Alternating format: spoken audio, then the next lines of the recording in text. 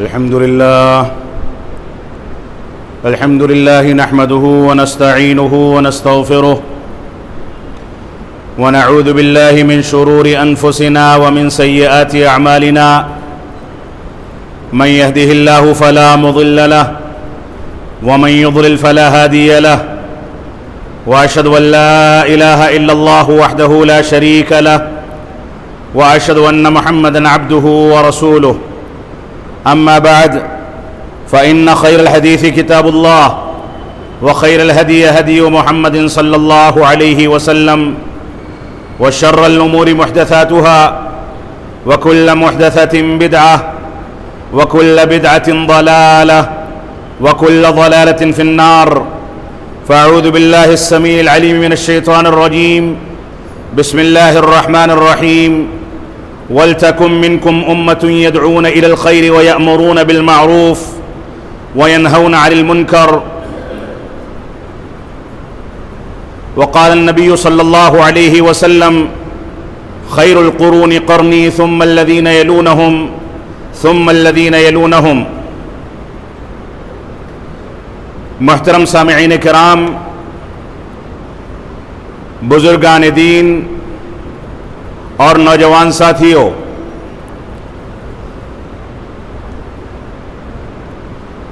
گزشتہ خطبات جمعہ میں آپ حضرات کے سامنے صحابہ کرام کے مقام، ان کی عظمت، ان کی اہمیت، ان کے احسانات اور دین اسلام کی سچی ترجمانی کے ضمن میں ان کے ایثار و قربانی کے سلسلے میں گفتگو کی گئی تھی. صحابہ کرام ہی کا ایک بنیادی پہلو اور صحابہ کرام کی زندگی کا ایک بنیادی کارنامہ یہ بھی ہے کہ صحابہ کرام نے رسول اکرم صلی اللہ علیہ وسلم کے عہد مبارک ہی سے پوری دنیا میں دین اسلام کی دعوت و تبلیغ کا بیڑا اٹھایا، دین اسلام کی سچی ترجمانی پیش کر کے لوگوں کو توحید کی دعوت دی، مسجدیں تعمیر کی، تجارت کے ذریعے پوری دنیا میں پھیل گئے اور دعوت و تبلیغ کے ذریعے اور اپنے حسن اخلاق اور اپنے وطیرے کے ذریعے اگرچہ کسی سے گفتگو کم کر سکے لیکن اس کے باوجود ان کے وطیرے، ان کے تعامل اور ان کے حسن اخلاق کے نتیجے میں لوگوں کے سامنے ان کی شخصیت ایسی ابھر کر کے آئی کہ زبان کے اختلاف کے نتیجے میں بعض صحابہ کرام نے کچھ چیزیں رکھیں، بعض نے نہیں رکھیں، لیکن ان کے وطیرے اور حسن اخلاق نے لوگوں کو مسلمان کر دیا. صحابہ کرام اس آیت کریمہ کے اولین مخاطب ہیں جس میں اللہ رب العالمین نے حکم دیا وَلْتَكُمْ مِنْكُمْ أُمَّةٌ يَدْعُونَ إِلَى الْخَيْرِ وَيَأْمُرُونَ بِالْمَعْرُوفِ وَيَنْهَوْنَ عَنِ الْمُنْكَرِ، کہ تم میں ایک ایسی جماعت ہونی چاہیے جو اچھائیوں کا حکم دے، برائیوں سے روکے، اچھائیوں کے حکم کے ضمن میں رسول اکرم صلی اللہ علیہ وسلم کی سیرت، آپ کے احکام و مسائل، توحید اور توحید کے تقاضے، اتباع رسول کا مفہوم، بنیادی عقائد اور ساری کی ساری چیزوں کی دعوت و تبلیغ کرے. اور جب دعوت و تبلیغ کے میدان میں یہ دیکھے کہ کوئی شرک و بدعات کی جانب مائل ہے، کوئی اللہ رب العالمین کے حقوق میں متساہل ہے اور سستی کا شکار ہے، کوئی دوسرے ادیان کو ماننے والا اور اسلام کا انکار کرنے والا ہے، کوئی شرک و بدعات پر چلنے والا ہے، توحید کا انکار کرنے والا ہے، کوئی سیرت رسول سے فائدہ اٹھانے کے بجائے اللہ کے نبی صلی اللہ علیہ وسلم اور صحابہ کرام پر تنقیدیں کرتا ہے، تو ایسی صورت میں صحابہ کرام کو یہ بھی حکم دیا گیا کہ جب برائیوں کو دیکھیں، برائیوں کو پنپتا ہوا دیکھیں تو برائیوں کو روک دیں، اپنے ہاتھ سے روکیں، اپنی زبان سے روکیں، اپنے عمل سے روکیں اور دل میں برا جان کر کے روکیں. صحابہ کرام اس آیت کریمہ کے اولین مخاطب تھے اور صحابہ کرام ہی کی تاریخ وہ تاریخ ہے جس کا اگر گہرائی کے ساتھ، انصاف کے ساتھ، عدل کے ساتھ مطالعہ کیا جائے تو ہم اس نتیجے پر پہنچتے ہیں کہ صحابہ کرام کے ذریعے اس دور میں نبی آخر الزمان جناب محمد الرسول اللہ صلی اللہ علیہ وسلم کا عہد مبارک ہو، یا خلافت صدیقی ہو، یا خلافت عمر بن الخطاب ہو، یا خلافت عثمانیہ، یا خلافت عثمان بن عفان، خلافت علی بن نبی طالب، ان خلفائے راشدین جن کو اللہ کے نبی صلی اللہ علیہ وسلم نے ہدایت یافتہ قرار دیا، یہ خلافت راشدہ کا عہد زرعی ہو یا بعد میں خلافت امویہ کا دور ہو، ان سارے کے سارے ادوار میں خلفائے راشدین نے، صحابہ کرام نے، اہل بیت رسول نے، تابعین نے، تبع تابعین نے، محدثین کرام نے، علماء کرام نے اس دعوت و تبلیغ کو ساری دنیا کے سامنے پیش کیا جس دعوت و تبلیغ کو ان لوگوں نے خود رسول اکرم صلی اللہ علیہ وسلم یا ان کے شاگردوں یا شاگردوں کے شاگردوں سے اخذ کیا تھا۔ وہ خالص قرآن و سنت کی دعوت و تبلیغ تھی، وہ فہم سلف صالحین کی دعوت و تبلیغ تھی، جس کے مکمل اثرات ملتان اور سندھ کے علاقے تک ہندوستان میں بھی پہنچے، مالابار کے ساحل پر پہنچے، بمبئی کے ساحل پر پہنچے، تمل ناڈو کے ساحل پر پہنچے، ہندوستان کے مختلف خطوں میں یہ صحابہ کرام تجارت کرنے کے لیے آئے اور تجارت کے ساتھ ساتھ دعوت و تبلیغ کی، اور لوگوں نے ان کا وطیرہ، ان کا تعامل، ان کا حسن اخلاق دیکھ کر کے اسلام کو قبول کیا۔ لوگ جور در جور اسلام میں داخل ہوتے چلے گئے۔ آج بھی ان کے آثار، ان کی مبارک قبریں کیرل کے علاقے میں، جنوبی ہندوستان کے علاقے میں موجود ہیں، اور اس بات کی گواہی دیتی ہیں کہ اس ہندوستان پر یہ اسلام صوفیہ کے ذریعے نہیں آیا بلکہ صحابہ کرام کے ذریعے آیا۔ اس ہندوستان کی سرزمین پر یہ اسلام عرب تاجروں کے ذریعے آیا، صوفیہ کے ذریعے نہیں آیا۔ اس وجہ سے ہماری ذمہ داری ہے کہ ہم تاریخ کے ساتھ انصاف کریں، حقیقی بیانات کو لوگوں کے سامنے واضح کریں، اس بات کو واضح کریں کہ قرآن و سنت کا وطیرہ، قرآن و سنت کا عدل و انصاف، قرآن و سنت کا تقاضا یہ ہے کہ ہم سب سے پہلے اپنی تاریخ کے ساتھ انصاف کریں۔ اگر ہم نے کسی کے رد عمل میں، کسی کی بیان کی مخالفت میں خود بھی غلط بیانات دے ڈالے اور اسلام آنے کی یا اسلام کو لانے کی ذمہ داری صوفیہ کے سر پر ڈال دی تو ایسی صورت میں یہ انصاف نہیں ہوگا۔ تو آج خطبہ جمعہ میں چند حقائق کے بارے میں آپ کے سامنے گفتگو کرنا چاہتا ہوں۔ اللہ رب العالمین نے سورہ آل عمران میں ارشاد فرمایا، جو آیت کریمہ آپ کے سامنے تلاوت کی گئی، وَلْتَكُمْ مِنْكُمْ أُمَّةٌ يَدْعُونَ إِلَى الْخَيْرِ وَيَأْمُرُونَ بِالْمَعْرُوفِ وَيَنْهَوْنَ عَنِ الْمُنْكَرِ وَأُولَئِكَ هُمُ الْمُفْلِحُونَ۔ اس آیت کریمہ کے اولین مخاطب صحابہ کرام تھے، اور میں نہیں سمجھتا کہ صحابہ کرام کو اللہ رب العالمین نے دعوت و تبلیغ کا، امر بالمعروف اور نہی عن المنکر کا کوئی حکم دیا ہو اور ان کی دعوت و تبلیغ عربوں تک محدود رہ جائے۔ اللہ رب العالمین نے قرآن مجید جیسی مقدس کتاب جو ساری سرزمین کے لیے، پوری مخلوقات کے لیے، ساری اقوام کے لیے، پوری دنیا کے لیے، سارے مذاہب کے لیے رشد و ہدایت کا ذریعہ بنا کر کے اب سے 1450 سال پہلے نبی آخر الزمان جناب محمد الرسول اللہ صلی اللہ علیہ وسلم پر نازل فرمائی۔ میں نہیں سمجھتا کہ اس کتاب کے مخاطب صرف عرب تھے اور عربوں نے دعوت و تبلیغ کے دائرے کو اپنے اندر محصور کر کے اپنے تک محدود کر دیا ہو۔ یہ تاریخ کے ساتھ ناانصافی ہے۔ ابھی اسی ہفتے میں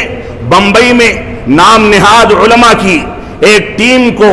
ایک ہندوستان کی تنظیم نے، جو اقتدار میں بھی ہے، جس کے اقتدار پر اثرات بھی ہیں، دعوت دے کر کے، بلا کر کے، اور وہاں پر جو بیانات دیے ہیں کہ ہندوستان میں اسلام ہتھیاروں سے، جنگجوؤں کے ذریعے سے پھیلا ہے، یہ غلط بیانی ہے۔ اور اس کے رد عمل میں ہمارے بعض اینکرز اور بعض علماء اور بعض افراد یہ جواب دیتے ہیں کہ یہ جنگجوؤں کے ذریعے نہیں بلکہ صوفیوں کے ذریعے پھیلا ہے۔ اگر اسلام صوفیوں کے ذریعے پھیلا ہے تو کون سا اسلام ہے؟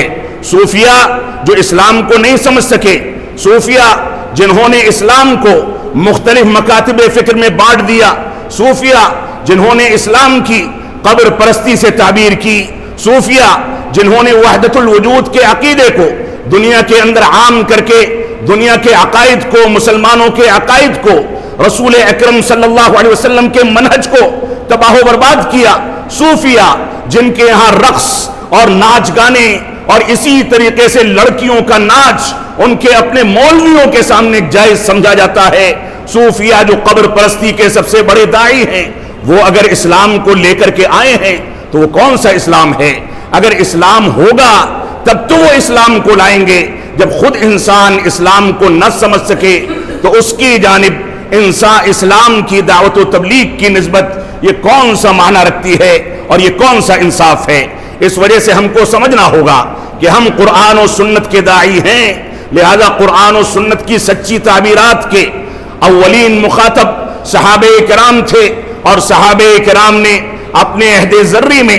ذرا سا بھی لمحہ چوکنے نہیں دیا کہ ساری دنیا کے سامنے اسلام کی سچی تعبیر اپنے حسن اخلاق کے نتیجے میں، اپنی مضبوط شخصیت کے نتیجے میں لوگوں سے تعامل اور بہتر تعلقات بنا کر کے لوگوں کے سامنے اسلام کی دعوت و تبلیغ پیش کی۔ یہی اسلام کی تعبیر تھی، یہی اسلام کی دعوت و تبلیغ کی ابتدا تھی۔ اللہ کے نبی صلی اللہ علیہ وسلم کا فرمان ہے، خیر القرون قرنی ثم الذین یلونہم ثم الذین یلونہم، سب سے بہتر زمانہ میرا زمانہ ہے، اور اس کے بعد وہ زمانہ جو صحابہ کرام کا زمانہ یا صحابہ کرام کے بعد تابعین عظام کا زمانہ، یہ وہ دور تھا جس دور میں یہ صحابہ کرام، ہمارے اسلاف کرام دعوت و تبلیغ کی ذمہ داری کو مکمل دل کی گہرائی سے محسوس کرتے تھے۔ یہ پھٹے پرانے کپڑے پہن لیتے، بھوکے پیاسے رہ جاتے، سر ڈھانکنے کے لیے مکان نہ ہوتا، چلنے کے لیے سواریاں نہ ہوتی، جنگ کرنے کے لیے ہتھیار نہ ہوتا، لوگوں کے سامنے پیش کرنے کے لیے ضیافت کا سامان نہ ہوتا، کئی کئی مہینے ان کے گھروں میں چولہا نہیں جلتا تھا، یہ کھجور اور پانی پر گزر کرتے تھے۔ لیکن دین اسلام کی دعوت و تبلیغ میں سب سے زیادہ چاق و چوبند، سب سے زیادہ نشیط اور سب سے زیادہ ایکٹیو یہ صحابہ کرام کی مقدس جماعت تھی۔ اس وجہ سے تاریخ کو پلٹا نہ جائے، تاریخ کے ساتھ غلط بیانی نہ کی جائے، اور کسی کے رد عمل میں ہم غلط بیانی کریں گے تو اس کے نتیجے میں مزید خرابیاں پیدا ہوں گی۔ اللہ کے نبی صلی اللہ علیہ وسلم کا فرمان ہے، بلغوا عنی ولو آیا، مجھ سے جو کچھ سیکھتے ہو وہ لوگوں تک پہنچا دو، لوگوں کو دعوت و تبلیغ کر دو۔ اور صحابہ کرام کے سامنے یہ حقیقت موجود تھی، یہی وجہ ہے کہ عہد صحابہ میں اسلام سندھ تک آیا، ہندوستان تک آیا، اور ہندوستان کے مختلف علاقوں میں جہاں صحابہ کرام نے اپنے پیٹ کو پالنے کا کام کیا، یہاں سے گرم مسالے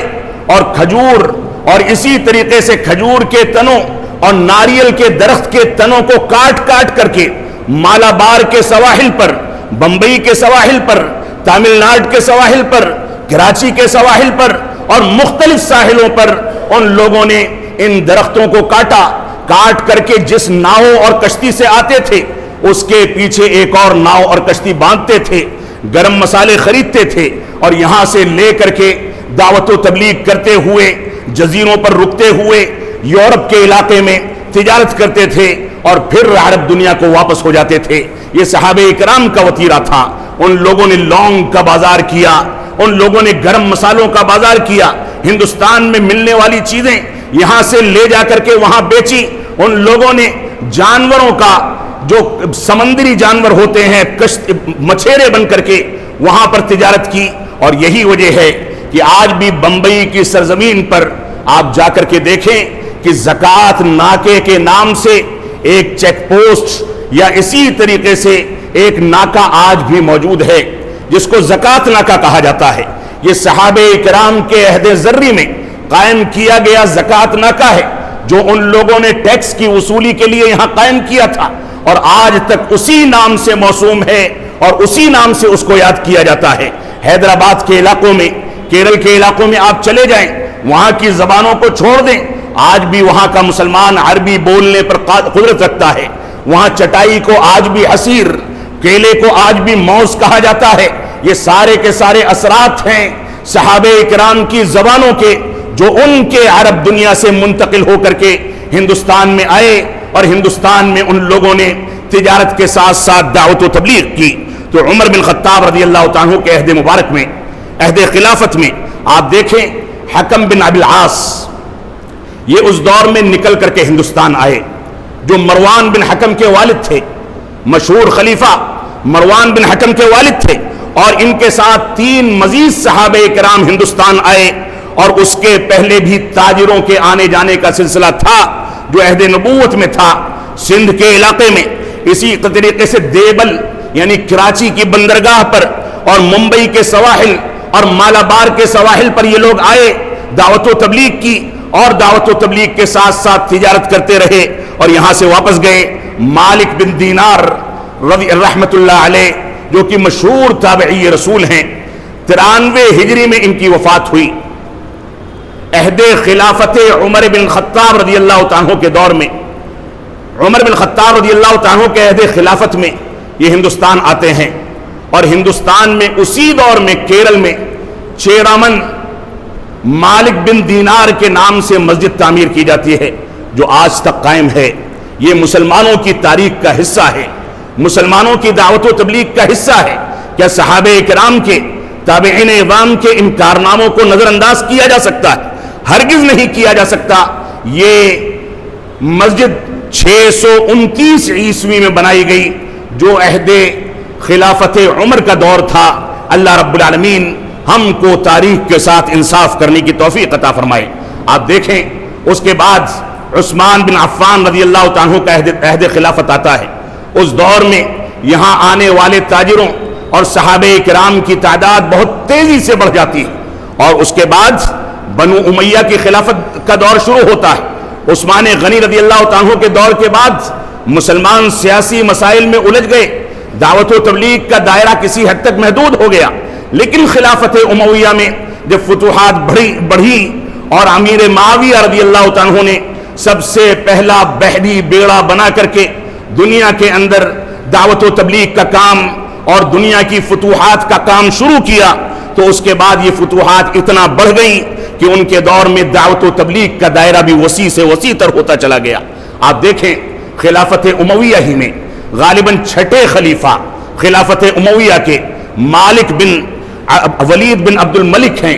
ولید بن عبد الملک کے عہد مبارک میں، عہد خلافت میں، ان کے گورنر جو کہ حجاج بن یوسف تھے، جن کے بارے میں تاریخ کی بہت ساری غلط روایتیں ان کی جانب منسوب کر کے ان کو بدنام کرنے کی کوشش کی جاتی ہے. کیوں کوشش کی جاتی ہے؟ کیونکہ وہ دنیا کے خطے میں مشرقی علاقے کے گورنر بنائے گئے تھے. خطائیں ہیں، ہم انکار نہیں کرتے، لیکن غلط طریقے سے روایتوں کو منسوب کرنا اس کو برداشت بھی نہیں کرتے. وہ سندھ اور ملتان کے علاقے کے گورنر تھے. ان کے دور میں سندھ کے علاقے میں، کراچی کے علاقے میں، اور اسی طریقے سے سری لنکا وغیرہ کے علاقے میں جو عرب تاجر آئے، ان کو گھیر کر کے لوٹنے کی وارداتیں شروع ہو گئیں، ان کو قتل کرنے کی وارداتیں شروع ہو گئیں. تو یہاں سے خواتین نے مالک ولید بن عبد الملک کو خط لکھا اور اس کے بعد ان سے مدد طلب کی. مدد طلب کرنے کے بعد انہوں نے مروان بن حکم کو، انہوں نے حجاج بن یوسف کو، اور اس کے بعد حجاج بن یوسف نے 93 یا 92 ہجری میں غالباً یہاں پر فوج کشی کی، جس کی تعداد کم و بیش 1800 صحابہ کرام اور تابعین اور تبع تابعین پر مشتمل تھی. یہ دور تھا جو دور بہت سنہری دور ہے، اور اس دور کے بارے میں عام طور سے غزوہ ہند کے نام سے منسوب غلط روایتوں کو منسوب کر کے مسلمانوں کو بدنام بھی کیا جاتا ہے. اور حقیقت یہ ہے کہ غزوہ ہند کے بارے میں 2 روایتیں ملتی ہیں. دونوں روایتوں کے اندر کمزوری ہے. ایک روایت ضعیف ہے، ایک روایت کا راوی صدوق ہے، قابل اعتماد نہیں ہے. اور اگر اس روایت کو محدثین اور مورخین کہتے ہیں کہ صحیح مان بھی لیا جائے، تو یہ وہ دور تھا جو محمد بن قاسم رحمت اللہ علیہ کا دور تھا. انہوں نے داہر کے ڈاکوؤں کے ذریعے خواتین کی آبرو ریزی کو روکنے کے لیے، غنڈہ گردی اور ڈاکوؤں کی ڈاکہ زنی کو روکنے کے لیے جب خط لکھ کر کے وہاں سے مدد طلب کی تو محمد بن قاسم رحمت اللہ علیہ وہاں سے آئے، ڈاکوؤں کو روکا اور ان کے حسن اخلاق، ان کے وطیرے اور ان کے تعامل کو دیکھ کر کے سندھ اور پاکستان اور اسی طریقے سے سواحلی علاقوں پر بے شمار غیر مسلم اسلام میں داخل ہو گئے. تارا چند جو کہ مشہور مورخ گزرے ہیں، وہ لکھتے ہیں کہ رسول اکرم صلی اللہ علیہ وسلم کے عہد مبارک کا اگر مطالعہ کیا جائے، غیر مسلم مورخ ہے، کیا لکھتا ہے کہ اگر مطالعہ کیا جائے تو ہندوستان اور ہندوستان سے ملحق علاقوں میں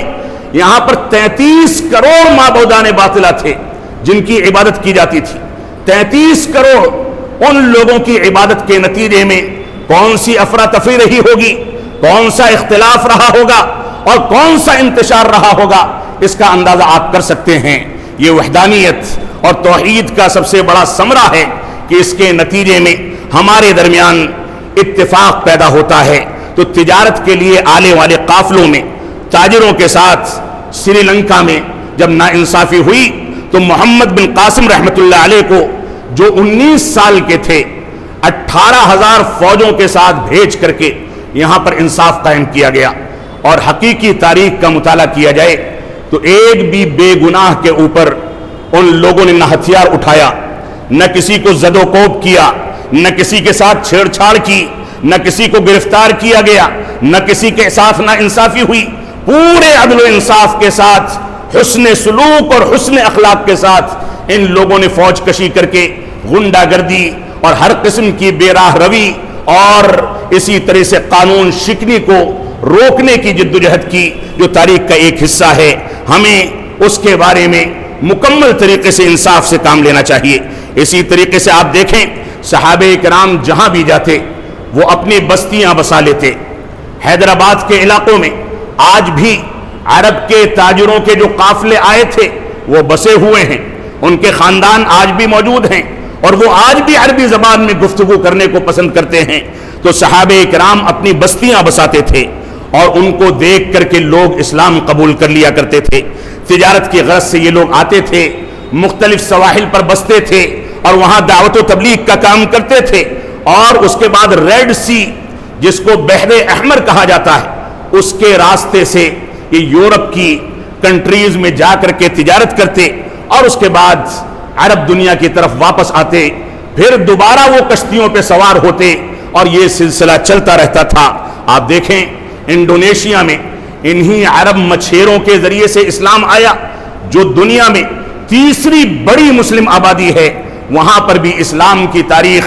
عرب تاجروں کے ذریعے سے پہنچتی ہے. اللہ رب العالمین ہم کو انصاف کرنے کی توفیق عطا فرمائے. آپ دیکھیں سیاسی گھریاروں میں دیکھیں، سیاست کے ذریعے ہندوستان میں جو اسلام کی دعوت و تبلیغ ہوئی، یہ صحابہ کرام کی دعوت و تبلیغ اور حسن اخلاق کا نتیجہ تھا. کہ بعد کے ادوار میں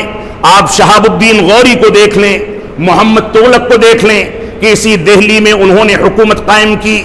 مزاروں پر ہونے والے شرک کو بند کر دیا گیا، وہاں کے سجادہ نشینوں کو مسجدوں کے اندر مؤذن کی نوکریاں دے دی گئیں. اسلام کا بول بالا ہوا، حسن اخلاق سے لوگوں کو اسلام کی جانب متوجہ کیا گیا اور اسلام کی دعوت و تبلیغ ہوئی. محمود غزنوی کا دور ہے اور ان کے وزیر معروف محدث قفال مروزی رحمت اللہ علیہ کا دور ہے. ان سب نے اسلام کی دعوت و تبلیغ کے لیے پورے جتن کیے. اس تھانہ کے نواب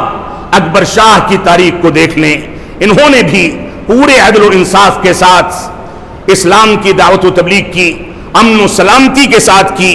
علماء میں میاں نذیر حسین محدث دہلوی کی مثال دوں گا. سلسلہ بہت طویل ہے، مختلف مکاتب فکر کے علماء کرام ہیں، لیکن میاں نذیر حسین محدث دہلوی جن کو شیخ الکل فی الکل کا لقب ملا،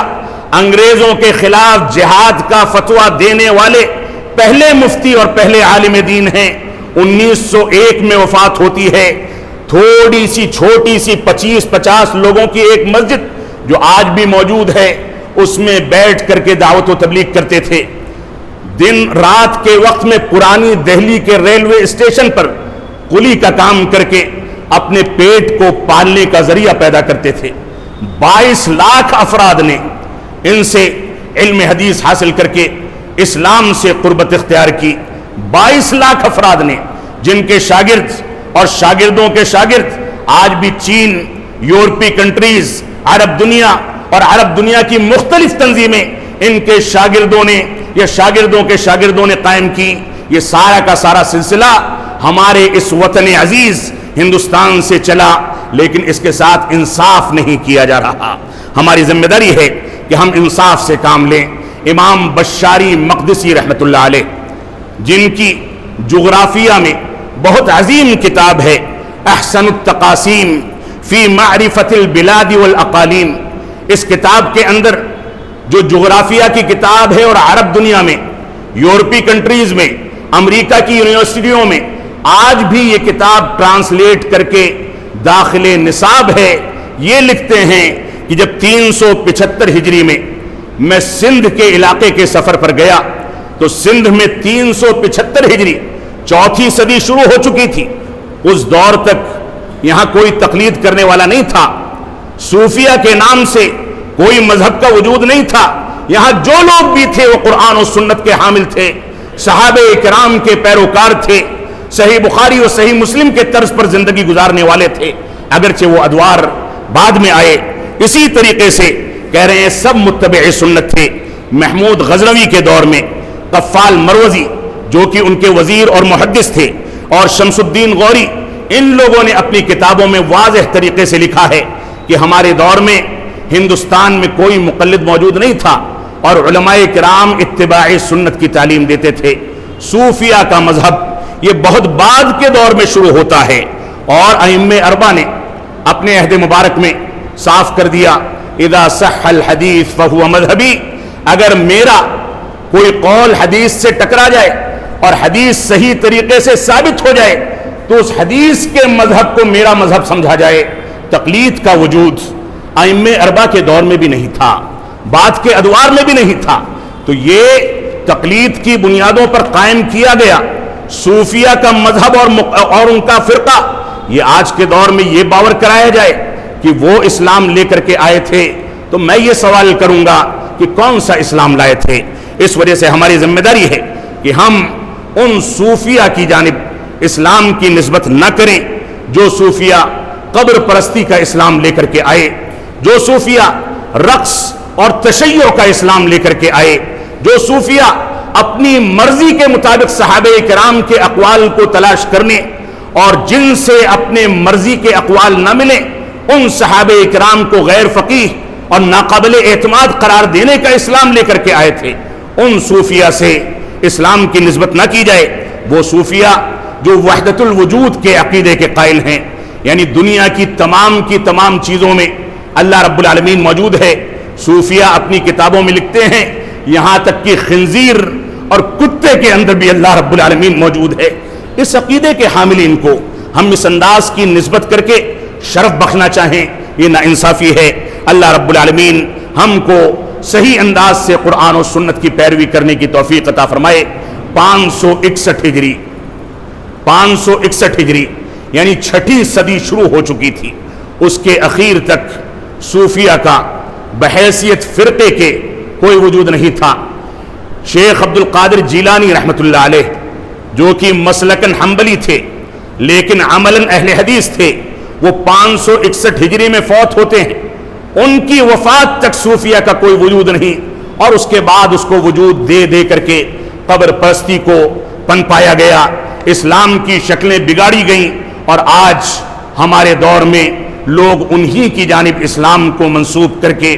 اسلام کے چہرے کو مسخ کر رہے ہیں۔ اللہ رب العالمین ہم کو ہدایت عطا فرمائے، اللہ رب العالمین ہم کو انصاف سے کام لینے کی توفیق عطا فرمائے، اللہ رب العالمین ہم کو تاریخ کے ساتھ انصاف کرنے، قرآن و سنت کی پیروی کرنے کی توفیق عطا فرمائے، اللہ رب العالمین ہم کو صحابہ کرام کے مقام، ان کے کارناموں، ان کے اسفار، ان کی تجارت، ان کی دعوت و تبلیغ، ہندوستان کے مختلف سواحل پر ان کی آمد اور مختلف تاریخی حقیقی واقعات سے عبرت حاصل کر کے تاریخ کے ساتھ انصاف کرنے اور اپنی زندگی کو سلف صالحین اور قرآن و سنت کے پیمانے پر ڈھال کر کے زندگی گزارنے کی توفیق عطا فرمائے۔ ہم جب تک جئیں تب تک اسلام پر جئیں، جب ہمارا خاتمہ ہو تو ایمان پر ہو۔ بارک اللہ لنا ولکم فی القرآن المجید ونفعنی وإیاکم بالآیات والذکر الحمید انہ تعالی جواد کریم ملک بر الرؤوف الرحیم۔